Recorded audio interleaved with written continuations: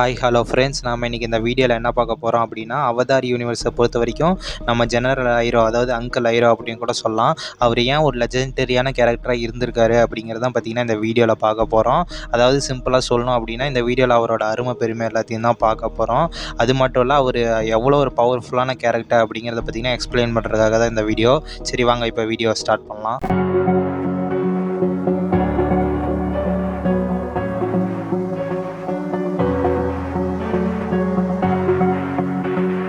First இவர் யார் அப்படின்னு சிம்பிளாக சொல்லணும் அப்படின்னா, இவர் பார்த்திங்கன்னா ஃபயர் நேஷன் ஆர்மியில் பார்த்திங்கன்னா ஜெனரலாக இருந்திருக்காரு. அது மட்டும் இல்லை, இந்த 100 வருஷம் போகிற ஸ்டார்ட் பண்ணார் இல்லையா ஃபயர் லார்ட் சோசன், அவரோட பேரன் தான் இவர். அதாவது இன்னும் சிம்பிளாக சொல்லணும் அப்படின்னா, நம்ம ஃபயர் லார்ட் ஓஸா இருக்கார்ல, அவரோட அண்ணன் தான் இவர்.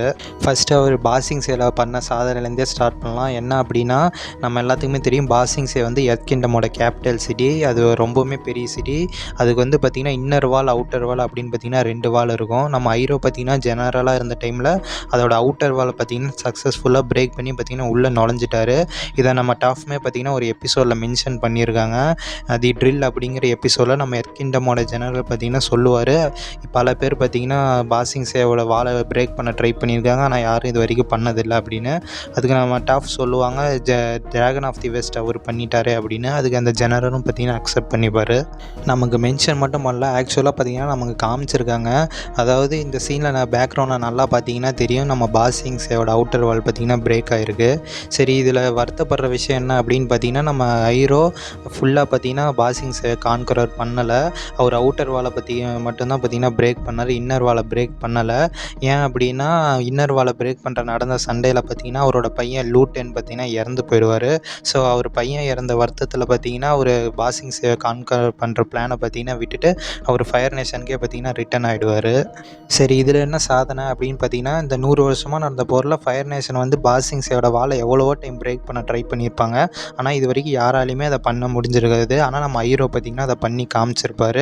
ஆனால் எனக்கு தெரிஞ்ச அவர் மட்டும் அந்த கான்கர் பண்ணுற பிளானை கண்டினியூ பண்ணியிருந்தார் அப்படின்னா, ஒரு பாசிங் சேவோட இன்னர் வாலையும் பிரேக் பண்ணி பாசிங் சேவை கான்கர் பண்ணியிருப்பார். பட் அவர் அதை பண்ணலை. ஆனால் நம்ம இது ஐரோக்கு அடுத்து பார்த்திங்கன்னா நம்ம அசூலாவுமே பார்த்திங்கன்னா ஆல்மோஸ்ட் பண்ணிட்டாங்க அப்படின்னு தான் சொல்லணும். அந்த இடத்துல டீம் அவதார் மட்டும் வரல அப்படின்னா அவங்களுமே இந்த விஷயத்தை பண்ணியிருப்பாங்க. அடுத்து ஃபயர் பெண்டிங்லேயே இருக்கிற முக்கியமான ஒரு சப் பெண்டிங் அப்படின்னா லைட்னிங் ஜெனரேஷனை சொல்லலாம். அதையுமே பார்த்திங்கன்னா இவர் மாஸ்டர் பண்ணி வச்சுருக்கிறாரு. இவரால் லைட்னிங் பார்த்திங்கன்னா பவர்ஃபுல்லான லைட்னிங்கை க்ரியேட் பண்ண முடியும். அது மட்டும் இல்லை, அவதார் வந்து ஒரே இடத்துலேயே 4 பெண்டிங் ஸ்டைலையும் கொண்டு வர்றதுனால தான் அவதார் வந்து ரொம்ப பவர்ஃபுல்லான ஒரு பர்சனாக இருக்காங்க அப்படிங்கிறத தெரிஞ்சுக்கிட்டு இவருமே பார்த்திங்கன்னா மற்ற பெண்டிங் ஸ்டைல்ஸ்லாம் பார்த்திங்கன்னா ஸ்டடி பண்ணுறாரு. அப்படி ஸ்டடி பண்ணி பார்த்திங்கன்னா அவங்களோட ஃபைட்டிங் ஸ்டைல்லாம் பார்த்திங்கன்னா இவரோட ஓன் பெண்டிங்கில் பார்த்திங்கன்னா யூஸ் பண்ணுறாரு. இப்படி யூஸ் பண்ணுறது மூலயமா மற்ற ஃபயர் பெண்டர்ஸை கம்பேர் பண்ணும்போது இவரோட ஃபயர் பெண்டிங் ஃபைட்டிங் ஸ்டைலுமே அதுக்கப்புறம் பவருமே பார்த்திங்கன்னா இவர் இம்ப்ரூவ் பண்ணியிருக்காரு. இது மட்டும் இல்லை, இவர் வாட்டர் பெண்டிங்கை ஸ்டடி பண்ணி இவர் ஓனாகவே பார்த்திங்கன்னா லைட்னிங் ரீடைரக்ஷன் அப்படிங்கிற டெக்னிக்கை இவராகவே பார்த்திங்கன்னா கண்டுபிடிச்சிருப்பார். இந்த டெக்னிக் மூலயமா பார்த்திங்கன்னா லைட்னிங்கை பார்த்திங்கன்னா ரீடைரக்ட் பண்ண முடியும். இவர் வந்து ஆப்போனன்ட் கிட்டேருந்து வர லைட்னிங் மட்டும் இல்லை, நேச்சுரலாக வெதரில் க்ரியேட் ஆகிற லைட்னிங்குமே பார்த்திங்கன்னா இவரால் ரீடைரக்ட் பண்ண முடியும். இந்த டெக்னிக்கை பார்த்திங்கன்னா இவர் வந்து ஜூக்காவுக்குமே பார்த்திங்கன்னா சொல்லி தந்திருக்காரு. நம்ம ஜூக்கா வந்து ஆங்க்கு சொல்லி தந்திருக்காரு. அடுத்து நம்ம ஐரோக்கு ரொம்பவுமே பெருமை தர்ற விஷயத்தை பற்றி பார்க்கலாம். அதுதான் பார்த்திங்கன்னா அவரோட டைட்டில். அவருக்கு பார்த்திங்கன்னா டிராகன் ஆஃப் தி வெஸ்ட் அப்படிங்கிற டைட்டில் இருக்குது, நம்ம எல்லாத்துக்குமே தெரியும். அவருக்கு அந்த டைட்டில் பார்த்திங்கன்னா 2 ரீசன்ஸ்னால் கிடச்சிது. ஒன்று பார்த்திங்கன்னா பிரெத் ஃபயர், அதாவது மூச்சு காற்றுலேருந்து நெருப்பு கிரியேட் பண்ணுறது. ட்ராகன்ஸ்லாம் பார்த்திங்கன்னா மூச்சு காற்றுலேருந்து தான் நெருப்பு கிரியேட் பண்ணோம். ஸோ இவருமே பார்த்திங்கன்னா ட்ராகன் மாதிரி மூச்சு காற்றுலேருந்து தான் நெருப்பு கிரியேட் பண்ணுவார்.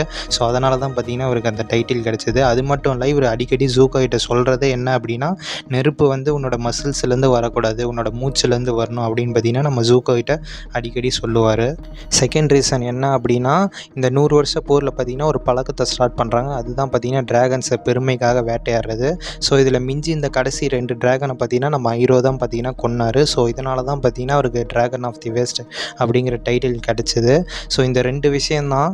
ஃபஸ்ட்டு பார்த்திங்கன்னா ஒரு ட்ராகன்ஸ் மாதிரியே பார்த்திங்கன்னா மூச்சு காற்றுல நெருப்பு க்ரியேட் பண்ணுவார். அடுத்து மிஞ்சி இந்த 2 ட்ராகன்ஸை பார்த்திங்கன்னா கடைசியாக கொன்னது இவர் தான். ஸோ இந்த 2 ரீசன்னால தான் பார்த்தீங்கன்னா அவருக்கு இந்த டிராகன் ஆஃப் தி வெஸ்ட் அப்படிங்கிற டைட்டில் கிடச்சிது. ஆனால் உண்மையிலே பார்த்தீங்கன்னா அவர் அந்த டிராகன்ஸை கொல்லலை. அவர் பார்த்தீங்கன்னா பொய் தான் சொல்லியிருப்பார்.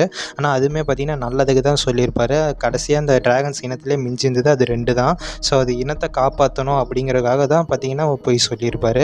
ஆனால் இருந்தாலுமே பார்த்தீங்கன்னா அவர் அந்த டைட்டிலுக்கு பார்த்தீங்கன்னா தகுதியான ஆள் தான். இவர் பவர்ஃபுல்லான ஃபயர் பெண்டராக இருக்கிறதுக்கு இன்னொரு ரீசன் என்ன அப்படின்னா, ஃபயர் பெண்டிங்கான உண்மையான ட்ரூ மாஸ்டர்ஸ் அப்படின்னா டிராகன்ஸ் தான். அந்த டிராகன்ஸ் கிட்டேருந்தே பார்த்தீங்கன்னா ஃபயர் பெண்டிங்கான சீக்ரெட்ஸ் பார்த்தீங்கன்னா இவர் தெரிஞ்சிருப்பார். அது மட்டும் இல்லை, ஃபயர் பெண்டிங் மாஸ்டரான டிராகன்ஸ் பார்த்தீங்கன்னா ஃபயர் கிரியேட் பண்ணுறதுக்கு என்ன டெக்னிக் யூஸ் பண்ணுறாங்களோ அதே டெக்னிக் தான் பார்த்தீங்கன்னா நம்ம ஐரோவும் பார்த்தீங்கன்னா யூஸ் பண்ணுறாரு. அதான் பிரெத் ஃபயர். டிராகன்ஸுமே பார்த்தீங்கன்னா இதே மாதிரி தான் பண்ணோம். ஸோ இந்த மாதிரி விஷயங்கள்னால பார்த்தீங்கன்னா நம்ம ஐரோ பார்த்தீங்கன்னா பவர்ஃபுல் ஃபயர் பெண்டராக இருக்கார். நம்ம ஐரோ பார்த்தீங்கன்னா கொஞ்சம் குண்டாக ஷார்ட்டாக தான் இருப்பார். அதுக்காக அவர் ஃபைட் பண்ண மாட்டார் அப்படின்னு நினைக்காதீங்க. அவர் பார்த்தீங்கன்னா ரொம்பவே பயங்கரமாகவே ஃபைட் பண்ணுவார். அதுவும் சோலார் எக்லிப்ஸ் டைம்லலாம் அவர் ப்ரிசனில் இருந்துக்கிட்டே அவர் பார்த்தீங்கன்னா ஒர்க் அவுட்லாம் பண்ணி அவர் பாடி பார்த்தீங்கன்னா செம ஃபிட்டாக பயங்கரமாக மாற்றி வச்சுருப்பார். அதுவும் ஃபயர் நேஷன் ப்ரிசன்லேருந்து எஸ்கேப் ஆகிறதுலாம் அவ்வளோ ஈஸி இல்லை. ஆனால் அவர் பார்த்தீங்கன்னா ப்ரிசனை பார்த்தீங்கன்னா பிரேக் பண்ணி அங்கேருந்த எல்லா காட்ஸையுமே பார்த்தீங்கன்னா ஒத்தையால் பார்த்தீங்கன்னா இருந்து அடித்து போட்டு எஸ்கேப் ஆகிருப்பார். அதுவும் பார்த்தீங்கன்னா அங்கேருந்து ஒரு ப்ரிசன் கார்டு பார்த்தீங்கன்னா நம்ம ஜூக்கோ கேட்டதுக்கு உங்கள் அங்கிள் வந்து ஒரு 1 மேன் ஆர்மி அப்படின்னு சொல்லியிருப்பார். ஸோ அவர் அப்படி சொல்கிறாருன்னா நினச்சி பாருங்கள் அவர் எந்த அளவுக்கு அந்த இடத்துல பார்த்தீங்கன்னா ஃபைட் பண்ணி எல்லாத்தையும் அடித்து போட்டு எஸ்கேப் ஆகிருப்பார் அப்படின்னு. அப்புறம் பார்த்தீங்கன்னா நமக்கு அவதார் தி லாஸ்ட் ஏர்பெண்டரில் order of the white lotus அப்படிங்கிற ஏன்ஷியன்ட் சொசைட்டி பார்த்தீங்கன்னா காமிச்சிருப்பாங்க. அதில் ஐரோவும் பார்த்தீங்கன்னா ஒரு மெம்பராக இருப்பார். அது மட்டும் இல்லை அவரை பார்த்தீங்கன்னா கிராண்ட் லோட்டஸ் அப்படின்னு மென்ஷன் பண்ணியிருப்பாங்க. ஆனால் நமக்கு சீரீஸில் வந்து கிராண்ட் லோட்டஸ் அப்படின்னா அவங்களோட என்ன ரேங்கிங் பொசிஷன் அப்படிங்கிறத பார்த்தீங்கன்னா மென்ஷன் பண்ணலை. ஆனால் எனக்கு தெரிஞ்சு கிராண்ட் லோட்டஸ் அப்படிங்கிறது அவங்களோட லீடருக்கான ரேங்கிங் பொசிஷனாக தான் இருக்கும் அப்படின்னு நம்புகிறேன். ஆனால் அப்படி மட்டும் இருந்துச்சு அப்படின்னா ஐரோ பார்த்தீங்கன்னா ஆர்டர் ஆஃப் தி ஒயிட் லோட்டஸ்க்கே பார்த்தீங்கன்னா லீடராக இருந்திருக்காரு. அப்படி லீடராக இல்லைனாலும் பார்த்தீங்கன்னா கிராண்ட் லோட்டஸ் அப்படிங்கிறது பார்த்தீங்கன்னா கண்டிப்பாக ஒரு ஹை ரேங்கிங் பொசிஷனாக தான் இருக்கும். ஏன்னா நம்ம இது வரைக்கும் கிராண்ட் லோட்டஸ் அப்படின்னு பார்த்தீங்கன்னா யாரையுமே மென்ஷன் பண்ணதில்லை ஐரோவை தவிர.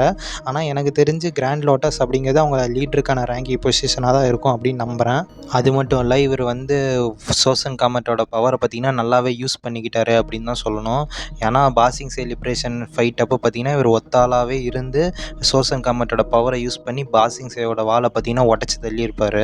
நம்ம ஐரோ பார்த்தீங்கன்னா மோர்டல் வேர்ல்டில் மட்டும் இல்லை ஸ்பிரிச்சுவல் சைட்லையும் பார்த்தீங்கன்னா பூந்து விளாட்றாரு அப்படின்னு தான் சொல்லணும். ஏன்னா இவர் பார்த்தீங்கன்னா ஸ்பிரிட்ஸ் பார்த்தீங்கன்னா ரெஸ்பெக்ட் பண்ணுறாரு நிறையவே. அது மட்டும் இல்லை இவர்கிட்ட ஸ்பிரிச்சுவல் சென்ஸ் பார்த்தீங்கன்னா நிறையவே இருக்குது. அதாவது சீசன் 1 ஒரு எபிசோடில் பார்த்தீங்கன்னா நம்ம ஆங் பார்த்தீங்கன்னா மோர்டல் வேர்ல்ட்லேயே பார்த்தீங்கன்னா ஸ்பிரிச்சுவல் ஃபார்மில் இருப்பார். அப்போ அவர் ரோக்கோட டிராகன் மேலே பறந்து போகும்போது பார்த்தீங்கன்னா அவர் கூட இந்த எட்கிங்டம் சோல்ஜர்ஸ்லாம் பார்த்தீங்கன்னா எதுவுமே ஃபீல் பண்ணியிருக்க மாட்டாங்க. ஆனால் இவர் மட்டும் பார்த்தீங்கன்னா ஆங் போகிறத பார்த்தீங்கன்னா ஃபீல் பண்ணியிருப்பார்.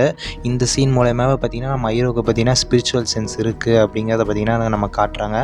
அது மட்டும் இல்லை இவர் பார்த்தீங்கன்னா ஸ்பிரிச்சுவல் ஜேர்னிலாம் போயிருக்காரு அப்படிங்கிற மாதிரிலாம் நான் சொல்லியிருக்காங்க. அதாவது இவர் பையன் இறந்ததும் பார்த்தீங்கன்னா ஒரு பையன் லூட்டனை தேடி பார்த்தீங்கன்னா ஒரு ஸ்பிரிச்சுவல் ஜேர்னிலாம் போயிருக்காரு அப்படிங்கிற மாதிரிலாம் சொல்லியிருக்காங்க. இதை நம்ம கமாண்டர் ஜாவோ கூட பார்த்தீங்கன்னா ஒரு எபிசோடில் பார்த்தீங்கன்னா மென்ஷன் பண்ணியிருக்காரு. அது மட்டும் இல்லை இந்த லெஜண்ட் ஆஃப் கோரா பார்த்த எல்லாத்துக்குமே தெரிஞ்சிருக்கும் நம்ம ஐரோ கடைசியில் செட்டில் ஆனதே பார்த்தீங்கன்னா ஸ்பிரிச்சுவல் வேர்ல்டில் தான்.